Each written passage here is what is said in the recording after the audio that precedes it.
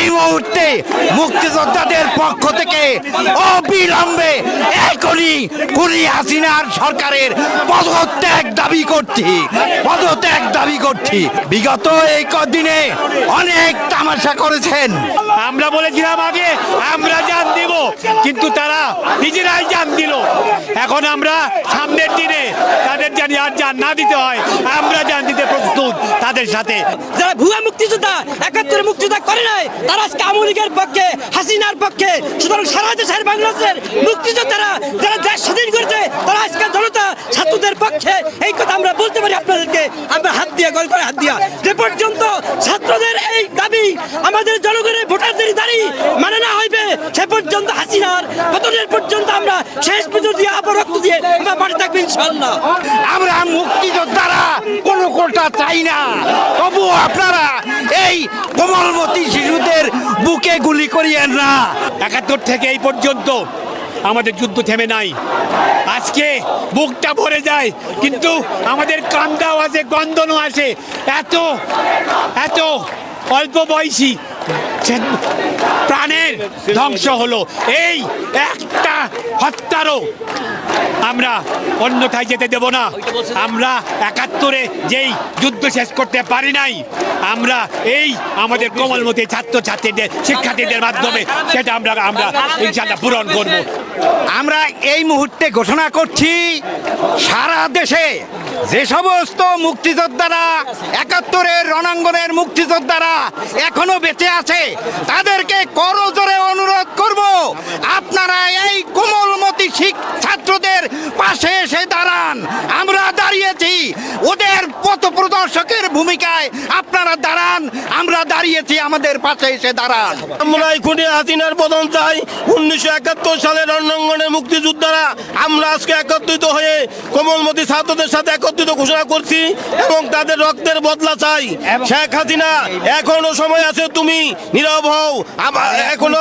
এখনোই তুমি পদত্যাগ করো, আর তুমি এই দেশের রক্ত ঝরাবে না।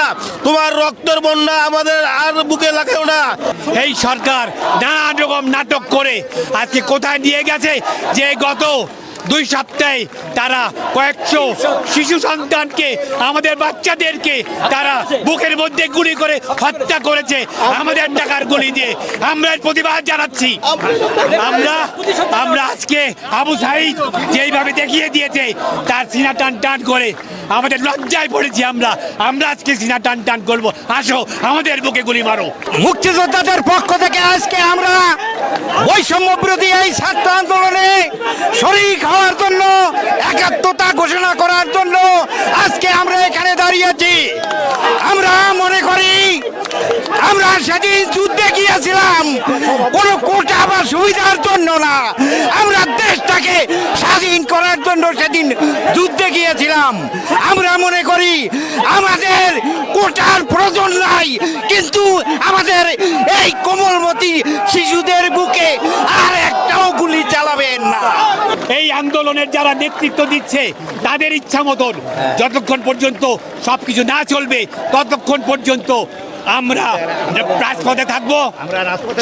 আমাদের সন্তানরা জীবন দিতে শিখেছে, আর আমাদের কোনো চিন্তা নাই, আমরা আছি তাদের সাথে।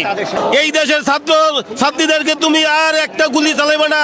আমরা অনেক সহ্য করেছি, এখন ধৈর্যের বাঁধ ভেঙে গেছে। আমরা সবাই মুক্তিযোদ্ধারা একত্রিত হয়ে আজকে এই শহীদ মিনারের সামনে এসে ছাত্র জনতার সামনে সম্মুখীন হয়েছি। এই দেশে আর যেন কোনো গুলি চলে না। পুলিশ বাহিনীকে হুঁশিয়ার করে বলছি, আপনারা সবাই নিরপেক্ষ হন। ভারত হইতে সাবধান, ভারত থেকে সাবধান, রড থেকে সাবধান। এটা চেষ্টা করবে এই আন্দোলনকে অন্য খাতে নিয়ে যেতে, কিন্তু আপনারা এতদিন পর্যন্ত যা দেখিয়ে দিয়েছেন, দিতে পারবে না। এবং আমরা আছি আপনাদের সাথে।